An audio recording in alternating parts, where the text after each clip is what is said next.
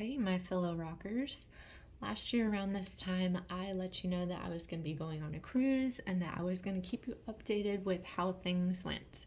However, I kind of disappeared after that. So I'll give you a little update on how things went and why I disappeared. If you guys follow my YouTube channel and if you've been following my Facebook page for a while, you probably know that most of the stuff that I share is about how to adjust to living with MdDS. It's not about being cured. Anybody who has this knows anything about it. Anybody who's had it for any length of time knows that there is no cure. There is no proven treatment. The majority of us who are finding some sort of treatment that makes our life a little bit more bearable, we are all working with our doctors to create completely different treatment plans, and what works for one person is not going to work for another.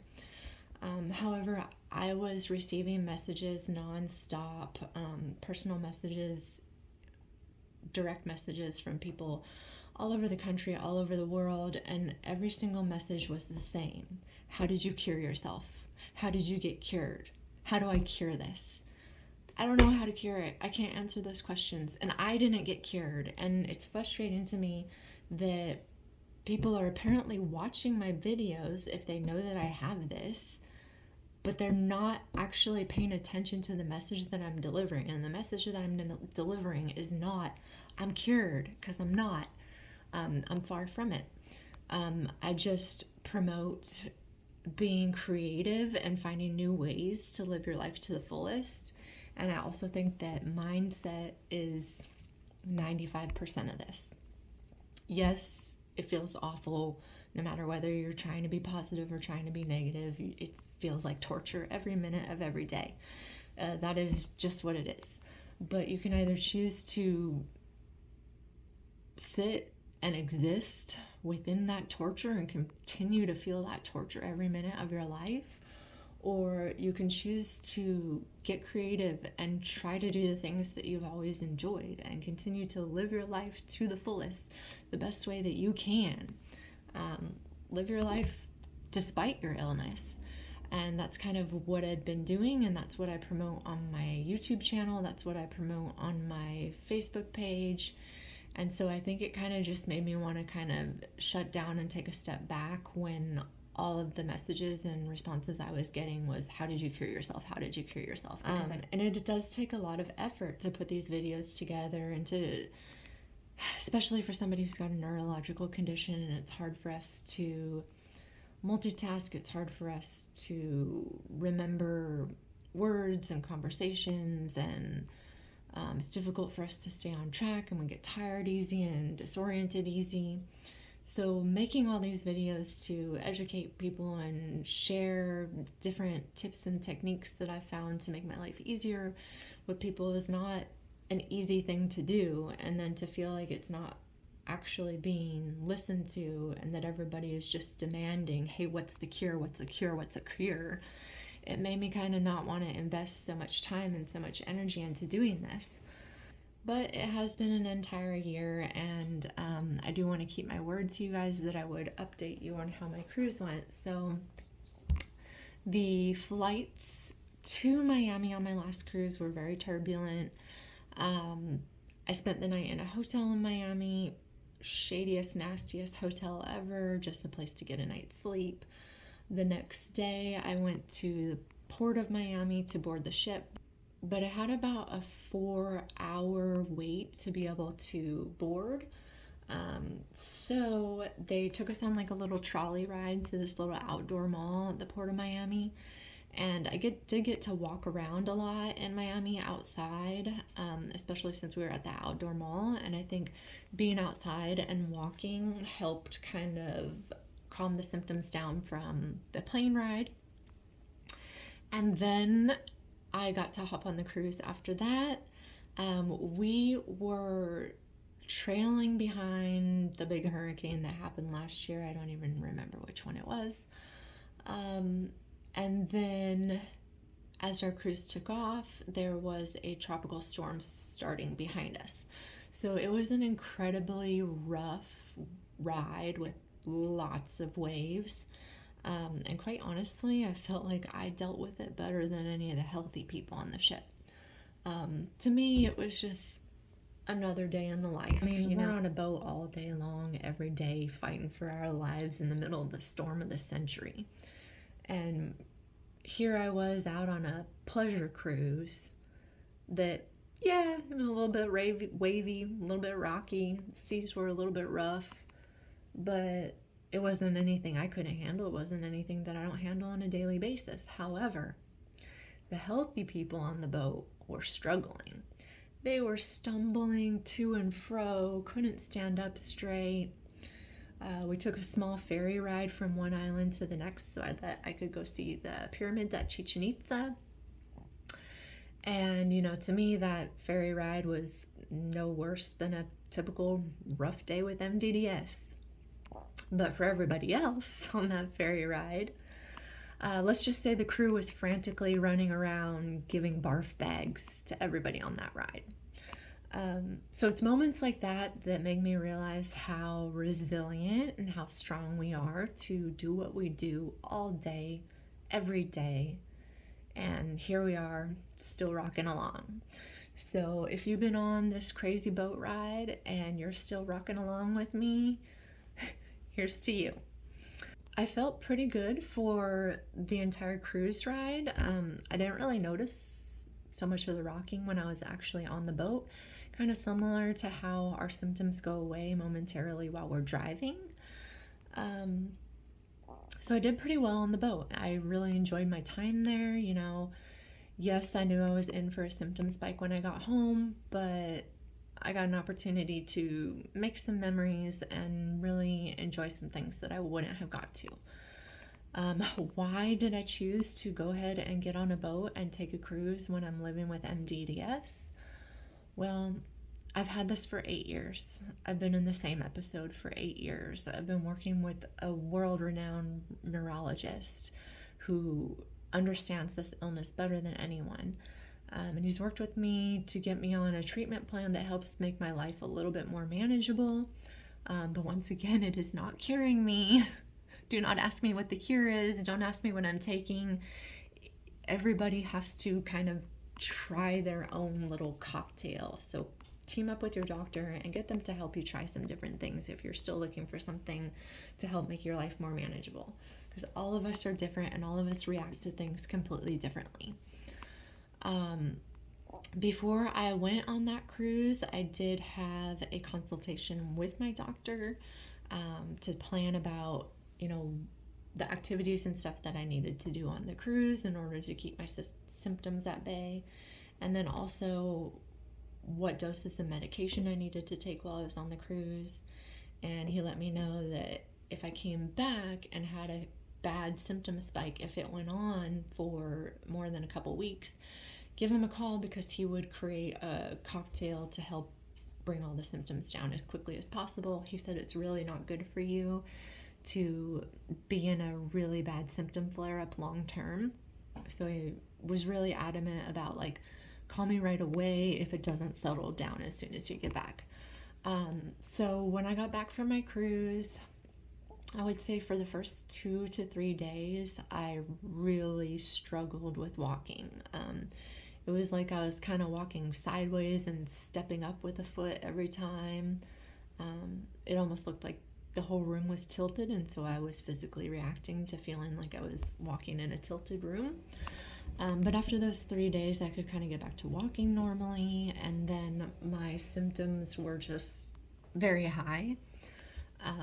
So I did continue with the medication regimen that he had originally gave me, and I would say within 2 to 3 weeks, things had kind of settled down to my usual baseline.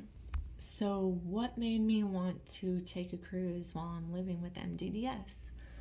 Well, these past couple years, I've really been coming to terms with the fact that I need to accept that this is my forever, and it kind of sucks.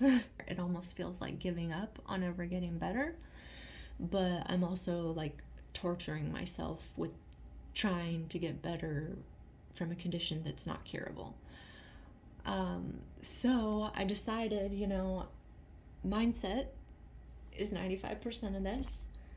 And if I were to have gone into remission, I would have probably lived in fear for the rest of my life, in fear that I would have developed another episode of MdDS if I happened to fly or ride on a boat or even be on a pool floaty or ride a train or a ride at the amusement park.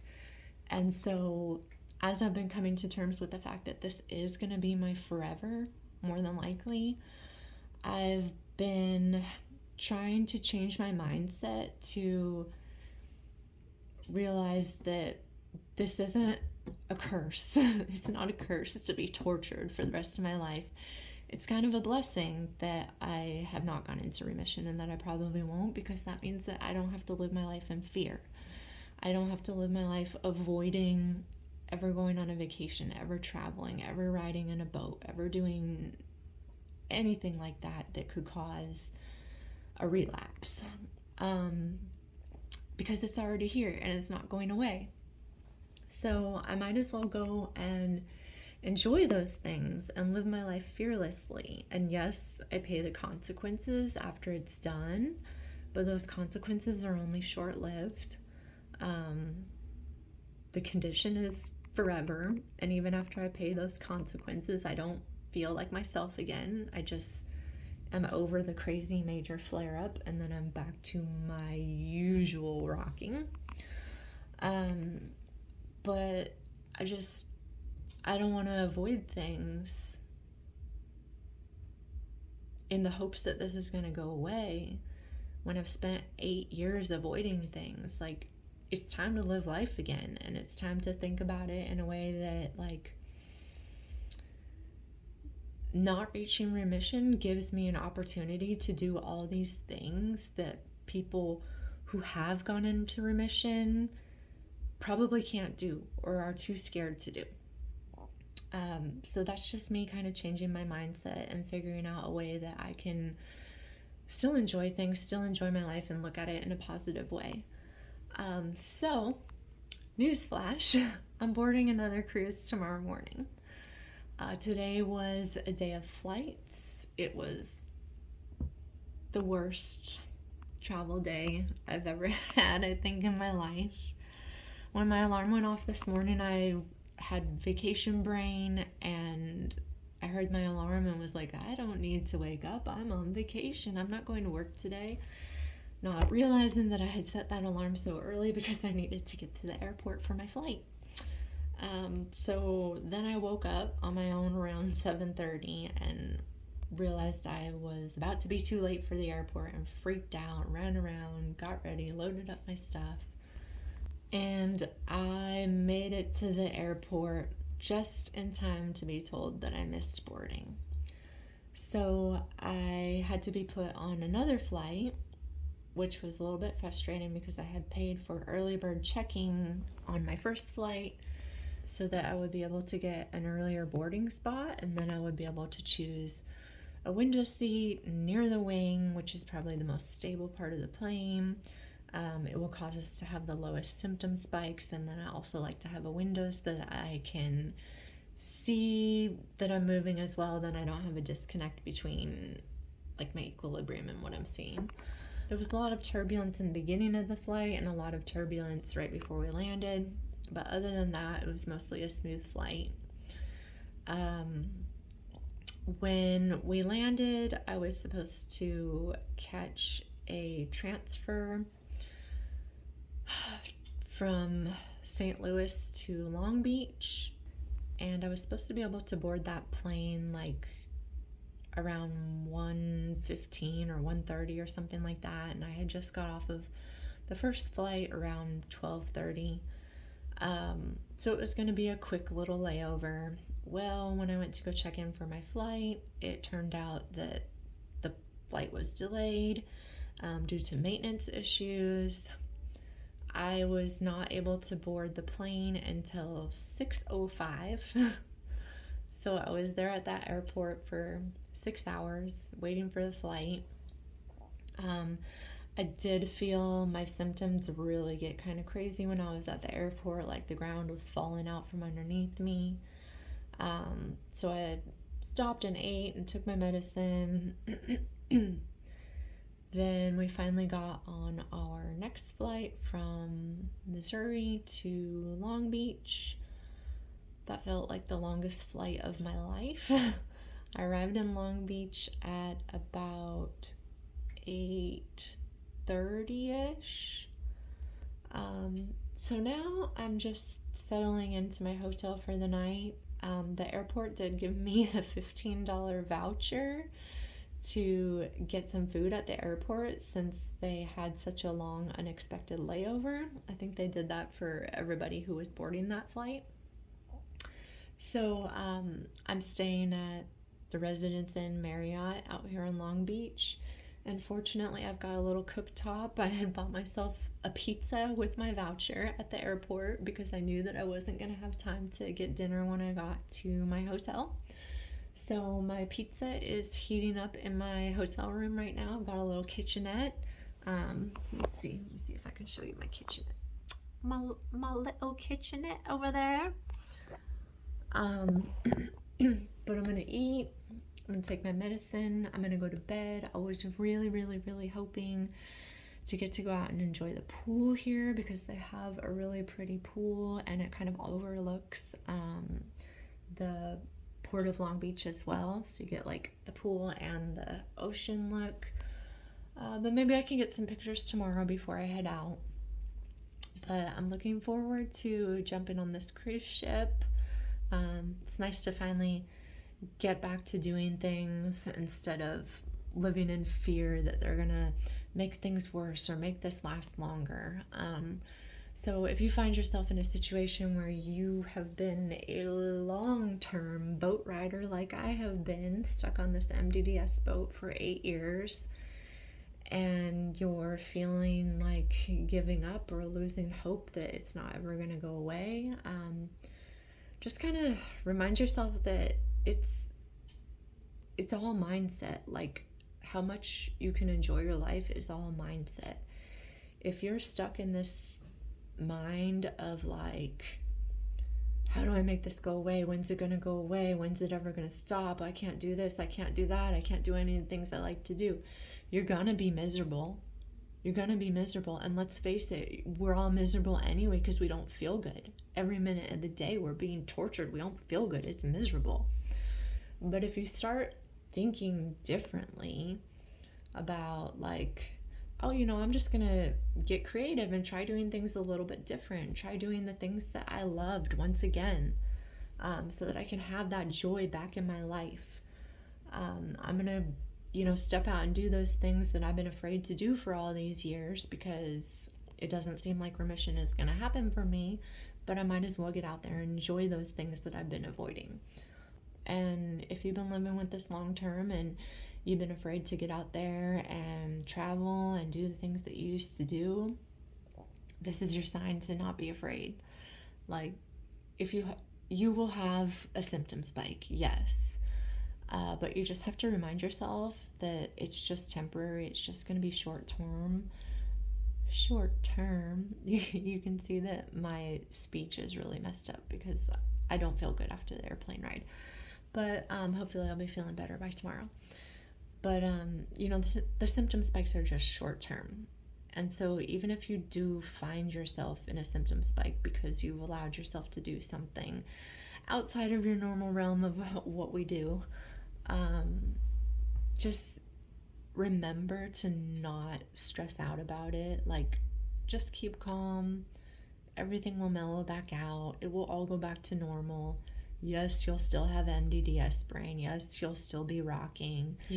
But you've got an experience behind you that you won't forget, and you built lots of memories. And I guarantee you it's going to start helping you feel more comfortable with getting out there and doing things that you've been afraid of before. And the braver you are, the more you get out there and do, you're going to feel like you're taking your life back. And that's kind of what I've been focusing on doing this last year or so, is just kind of focusing on taking my life back and making sure that I'm enjoying it to the fullest and not avoiding things because I have this, because I don't want to sit back at the end of my life and realize, gosh, I avoided everything that I ever wanted to do in hopes that this would go away, and here I am still rocking. So I'm just trying to get out there and do the things that I want to do, because there's no reason that I shouldn't be able to do them. And there's no reason you shouldn't be able to do them too, unless you're in remission. Don't write a boat if you're in remission. I wouldn't chance it. If I was in remission, I would not chance riding a boat. I wouldn't. But yeah, other than that, you know, if you're in an active episode, if you've been dealing with it long term, like, get out there and enjoy your life. Don't be afraid. Just do it. So I'm getting ready to board a ship again tomorrow. And thank goodness it's not going to be the MdDS boat. It is actually going to be a pleasure cruise. So I'm really looking forward to it. I am going to try and get back on here and share a little bit more about my journey. It's just that the constant, how did you cure yourself, when that's not at all what I'm talking about, has just been kind of discouraging to me. And it made me kind of take a step back and realize, you know, I need to maybe not invest so much of my time and effort into something that's not really being fully digested by people, I guess. So another thing that you might have noticed is that I used to do awareness videos every year on Rare Disease Day, and I've not been doing them for a couple years. The reason I've not been doing them is because MdDS is no longer on the rare disease list, which is a good thing.